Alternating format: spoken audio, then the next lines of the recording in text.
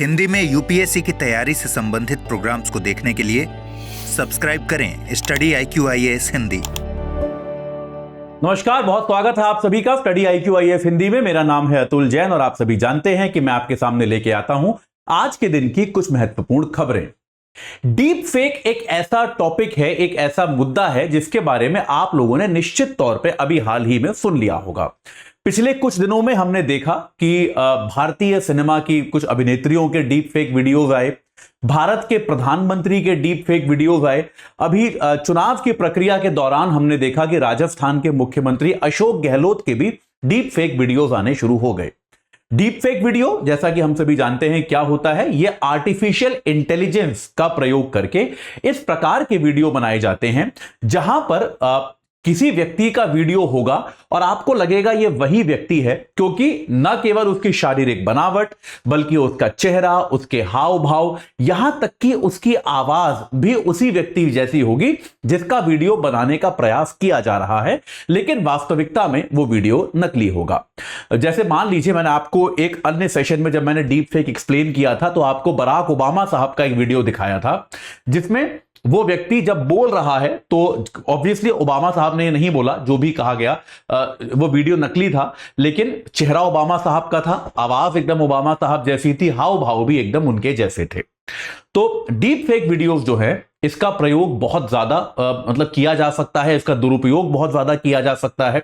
बहुत ही ऑब्वियस दुरुपयोग जैसा हमें चुनावों के समय देखने को मिल सकता है। मान लीजिए देश में या किसी राज्य में चुनाव हैं, ऐसे में अगर किसी नेता का अश्लील वीडियो आ जाए, किसी नेता का पोर्नोग्राफिक वीडियो आ जाए, तो निश्चित तौर पे जनता उसको वोट देने से कतराएगी। लेकिन यह वीडियो डीप फेक हो सकता है और जनता के पास ऐसा कोई तरीका नहीं है जिसके जरिए आप इसको समझ पाएं कि ये वीडियो डीप फेक है या वास्तविक वीडियो है। तो ये एक बड़ी चिंता का विषय है। इसके अलावा आमतौर पे महिलाओं का, अभिनेत्रियों का, हर वर्ग के लोगों का डीप फेक वीडियो बनाकर इसका बहुत ज्यादा दुरुपयोग संभव है। तो पिछले काफी समय से इस पर चर्चा चल रही है कि ये डीप फेक की जो समस्या है इसका समाधान क्या है। तो भारत सरकार ने अब इस पर एक काफी कड़ा रुख अख्तियार किया है और भारत सरकार के जो आईटी के, इंफॉर्मेशन टेक्नोलॉजी के राज्य मंत्री हैं राजीव चंद्रशेखर, उन्होंने एक बयान दिया है और उन्होंने एकदम स्पष्ट किया है कि भाई भारत सरकार ने यह क्लियर कर दिया है, सबसे कुछ भाग्य भारत सरकार कुछ बहुत कड़े कदम उठाएगी डीप फेक की समस्या पर नियंत्रण पाने के लिए। तो सबसे पहली बात, भारत सरकार जो है वो इस डीप फेक की समस्या के लिए एक अधिकारी की नियुक्ति करेगी। वरना अभी क्या हो रहा था कि भारत सरकार क्या करेगी, एक अफसर को नियुक्त करेगी जिसका काम होगा कि वो डीप फेक पर नियंत्रण का इंचार्ज होगा। बेसिकली शायद मुख्यतः ऐसा प्रतीत होता है कि किसी एक IAS अधिकारी को इस विभाग में डाला जाएगा जिसका प्राथमिक कार्य होगा, उसको टीम दी जाएगी और उसका प्राथमिक कार्य होगा कि वो इसकी रिपोर्ट बनाएगा कि भाई कितने सोशल मीडिया प्लेटफॉर्म्स पर कितने डीप फेक वीडियो जो हैं रोज के नियंत्रित किए जा रहे हैं, और अगर इसकी कोई शिकायतें आएंगी तो उनकी जिम्मेदारी उसी व्यक्ति की होगी। तो यह बहुत जरूरी कदम होता है आमतौर पर कि जब तक आप किसी अधिकारी को नियुक्त करके उसे इसका चार्ज नहीं देते तब तक वो काम कभी होता नहीं। मतलब ये बात आपको पता ही है ना कि यार जब तक आप किसी काम का कोई इंचार्ज नहीं बनाते तब तक वो काम ढंग से शुरू भी नहीं होता, खत्म होने का तो सवाल ही नहीं होता। तो इसीलिए भारत सरकार ने अपनी नीयत, अपना इंटेंट एकदम साफ किया है कि हम एक अधिकारी की नियुक्ति करेंगे जो कि ये डीप फेक वीडियो पे नियंत्रण का एक नोडल पॉइंट होगा, एक प्रमुख अधिकारी होगा और जिसका ये एक प्राथमिक कार्य होगा कि वो डीप फेक को नियंत्रित करे। भारत सरकार ने यह भी स्पष्ट किया है कि जितने भी सोशल मीडिया प्लेटफॉर्म्स हैं, भले ही वो ट्विटर हो, भले ही वो यूट्यूब हो, भले ही वो ट्विटर तो अब एक्स हो गया, उसको एक्स बुलाते हैं, या फिर वो फेसबुक हो या इंस्टाग्राम हो, जितने भी आपके सोशल मीडिया प्लेटफॉर्म्स हैं, कई बार क्या होता है, या फिर व्हाट्सएप भी है उस तरह से कि इनके अपने कुछ निजता के नियम होते हैं, इनके अपने कुछ उन्होंने नियम बना रखे हैं कि भाई हम अपने यूजर के बारे में किसी को नहीं बताएंगे। जैसे व्हाट्सएप पे खास तौर पे चल रहा है कि व्हाट्सएप के जो मैसेजेस होते हैं वो एंड टू एंड एनक्रिप्टेड होते हैं, यानी कि वो मैसेज जो है किसने भेजा और कहां से शुरू हुआ ये व्हाट्सएप को भी नहीं पता होता है करंट टेक्नोलॉजी के हिसाब से। और अगर आपने व्हाट्सएप के ऐड वगैरह देखे होंगे तो व्हाट्सएप इस बात का बड़ा विज्ञापन करता है कि हम आपके भेजे मैसेजेस को नहीं पढ़ते, आपकी निजता का पर से हम समझौता नहीं करते। तो सरकार ने यह स्पष्ट किया है कि हमने जितनी भी सोशल मीडिया कंपनियां हैं सबको 7 दिन का समय दिया है और हमने कहा है कि यार तुम्हारे जितने भी ये इंटरनल नियम कायदे हैं तुम्हें इन्हें बदलना है तो बदल लो और जैसे भी बदलना है बदल लो, लेकिन हमारे जो डीप फेक के विरोध में कानून हम जो बना रहे हैं उसके अनुसार ही आपको अपने नियम बनाने पड़ेंगे। यानी कि अब क्या होता है, मान लीजिए कोई सोशल मीडिया का नियम है कि भाई हम कंटेंट को रिव्यू करने में 3 दिन लगाते हैं। मान लीजिए आपने कोई खराब वीडियो पोस्ट को आपने रिपोर्ट किया कि यार ये वीडियो गलत तरह का है, इसको हटाया जाना चाहिए, डीप फेक है। अब सोशल मीडिया का प्रक्रिया क्या है, जैसे कई बार क्या होता है फेसबुक की या एक्स की जो जांच है उसमें 3 दिन लगते हैं, लेकिन भारत सरकार का नियम क्या है, अगर कोई वीडियो इनअप्रोप्रिएट या डीप फेक के तौर पर रिपोर्ट किया जाता है तो आपको 36 घंटे का समय भारत सरकार देती है कि एक 36 घंटे का नियम है कि 36 घंटे के अंदर या तो आप यह सिद्ध कर दें कि यह वीडियो डीप फेक नहीं है, और अगर वो आपत्तिजनक डीप फेक वीडियो है तो उसको आपको हटाना पड़ेगा। तो अगर आपके प्लेटफॉर्म के आंतरिक नियम कुछ और हैं तो उन नियमों को बदल लीजिए 7 दिन के अंदर, क्योंकि फिर आपको इस 36 घंटे वाली डेडलाइन पर कंप्लाई करना ही पड़ेगा।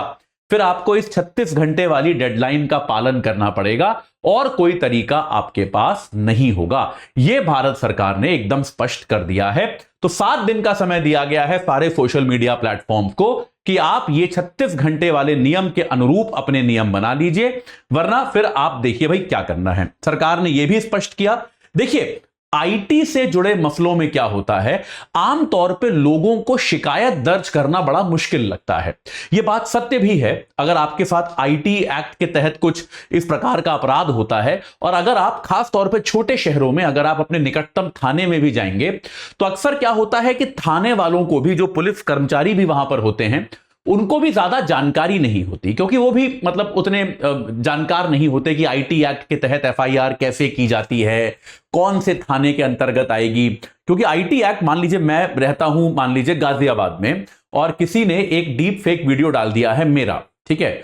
अब यार ये क्या ये गाजियाबाद थाने का मामला है या फिर जहां पे जिस व्यक्ति ने वीडियो डाला है उस थाने का मामला है, या फिर मान लीजिए मेरा वीडियो डाला गया है उदाहरण के लिए फेसबुक पे और फेसबुक का हेडक्वार्टर मान लेते हैं बंबई में, माफ कीजिएगा बैंगलोर में है, तो या फिर ये मामला बैंगलोर का है। तो इस तरह की चीजें जो होती हैं अक्सर पुलिस वालों को पता नहीं होती। सरकार ने यह भी स्पष्ट किया है कि वो शिकायत में नागरिकों का सहयोग करेगी। ये जो अफसर बनाया जाएगा ये शिकायत में नागरिकों का सहयोग करेगा कि भाई नागरिकों को शिकायत करने में कोई तकलीफ ना हो, ऐसा ना हो जाए कि नागरिक जो है वो शिकायत कर ही ना पाए। इसके लिए भी यह अफसर काम करेगा। सरकार इसके लिए भी कदम उठाएगी कि नागरिकों को इस पूरी प्रक्रिया की शिकायत, इस तरह की जो मामले हैं इनमें शिकायत करने में नागरिकों को कोई तकलीफ ना हो, कोई दिक्कत ना हो, यह बात भी सरकार जो है पूरी तरह से सुनिश्चित करेगी। इसके अलावा 36 कोई वीडियो अगर ऐसे इस तरह का रिपोर्ट किया गया है तो 36 घंटे के अंदर उन वीडियो को हटाना होगा। और इसमें एफआईआर में यह भी सरकार ने स्पष्ट किया है कि अगर सोशल मीडिया, भाई वीडियो है तो किसी ना किसी सोशल मीडिया के तहत फैलाया गया होगा, किसी ना किसी सोशल मीडिया पर तो उसका प्रसार किया ही गया होगा। अगर सोशल मीडिया प्लेटफॉर्म ने बता दिया कि यह वीडियो किसने डाला है, यानी कि अगर सोशल मीडिया प्लेटफॉर्म ने स्रोत बता दिया, तब एफआईआर स्रोत के खिलाफ होगी। मान लीजिए कोई व्यक्ति ए है, उसने ये वीडियो डाला था फेसबुक पर और फेसबुक ने ये बता दिया कि भैया ये वीडियो जो आया है डीप फेक वीडियो, ये व्यक्ति ए ने डाला है, तो एफआईआर व्यक्ति ए के खिलाफ होगी, सारी कानूनी कार्रवाई व्यक्ति ए के खिलाफ करी जाएगी। लेकिन अगर सोशल मीडिया प्लेटफॉर्म ने स्रोत बताने से इनकार कर दिया, अगर फेसबुक ने कह दिया कि हम या तो नहीं जानते या फिर नहीं बताएंगे कि यह वीडियो किसने डाला है, तो एफआईआर और सारी कानूनी कार्रवाई जो है वो सोशल मीडिया प्लेटफॉर्म पर ही होगी। तो याद रखिएगा, फिर जो एफआईआर और कानूनी कार्रवाई जो है वो इस बात को दिमाग में रख के किया जाएगा जैसे ये वीडियो फेसबुक ने ही डाला है। तो इसी को आप इसमें दोषी मानेंगे, और ये एकदम स्पष्ट तौर पे भारत सरकार ने नियमों में स्पष्ट किया है। यानी कि एक तरह से सोशल मीडिया प्लेटफॉर्म्स के लिए बाध्यकारी किया गया है कि वो ये बताएं कि इसका स्रोत क्या है। इसको याद रखें। इसके अलावा याद रखिए कि डीप फेक मामलों में भारत में जो नए आईटी एक्ट आ रहा है, नए जो आईटी नियम आ रहे हैं 2021 वाले, जिन पर अभी चर्चा हाल ही में खत्म हुई है, 2021 के जो आईटी नियम आए हैं उनके तहत 1 लाख रुपए की पेनल्टी है, 3 साल तक की जेल मिल सकती है। तो कड़े कड़े जो दंड हैं इसमें ये दिए जा सकते हैं। तो इस तरह से आप देख रहे हैं कि डीप फेक की समस्या को लेकर सरकार गंभीर है। सरकार ने कठोर कदम उठाने की बात कही है।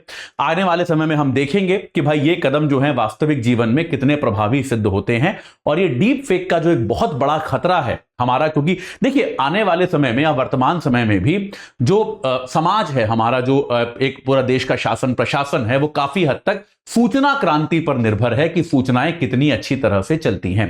तो ऐसे में सूचनाएं जो हैं वो सही हो, कम से कम वो डीप फेक ना हो, उसकी दिशा में सरकार ने कदम उठाया है। ये कितना कारगर सिद्ध होता है ये हमको आने वाले वक्त में पता चलेगा। चलिए, तो अभी के लिए इतना ही। मैं आपको जाते जाते एक बार बता दूं कि भाई हमारा P2I बैच जो है वो हो चुका है प्रारंभ 23 तारीख से, यानी कि कल से हमारा P2I बैच जो है वो बैच 4 जो है हमारा P2I का वो प्रारंभ हो चुका है।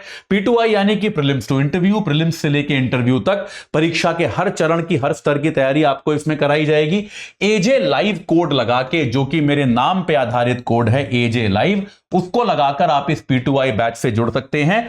फीस रहेगी आपकी ये 24,999 रुपए।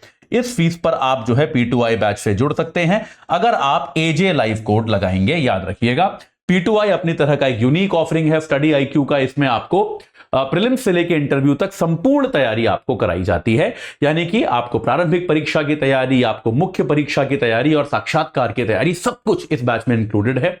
आप ये सुबह 8 बजे वाला बैच है, क्लास सुबह 8 बजे शुरू होगी, रोजाना लाइव क्लास होगी। तो 3-3.5 घंटे की क्लास होगी, आपको करीब 11-11:30 तक आपकी क्लास खत्म हो जाएगी। उसके अलावा उसके बाद जो है आप पूरे दिन में जो चाहे कर सकते हैं। आपको डेली प्रैक्टिस क्वेश्चंस मिलेंगे, ऑब्जेक्टिव सब्जेक्टिव आंसर आप लिख के देंगे तो उसका आपको वैल्यूएशन मिलेगा। प्रीलिम्स मेंस की टेस्ट सीरीज आपको मिलेगी, मेंटोरशिप आपको मिलेगी, hand written notes, crux notes, ये सब आपको मिलेंगे। और साथ के साथ अगर आपका प्री क्लियर होता है तो आपको दिल्ली बुलाया जाएगा, वहां पे आपका रहना, खाना, पढ़ना ऑफलाइन मोड में सब कुछ इसी फीस में इंक्लूडेड होगा। आपसे कोई भी शुल्क अतिरिक्त नहीं लिया जाएगा। तो अगर आप नहीं जुड़े हैं तो तुरंत आज आप हमारी वेबसाइट या ऐप पे जाइए और एजे लाइव कोड लगाकर हमारे P2I बैच से जुड़ जाइए। इस सत्र से अभी जुड़ने के लिए आप सभी का बहुत बहुत धन्यवाद। हिंदी में यूपीएससी की तैयारी से संबंधित प्रोग्राम्स को देखने के लिए सब्सक्राइब करें स्टडी IQ IAS हिंदी।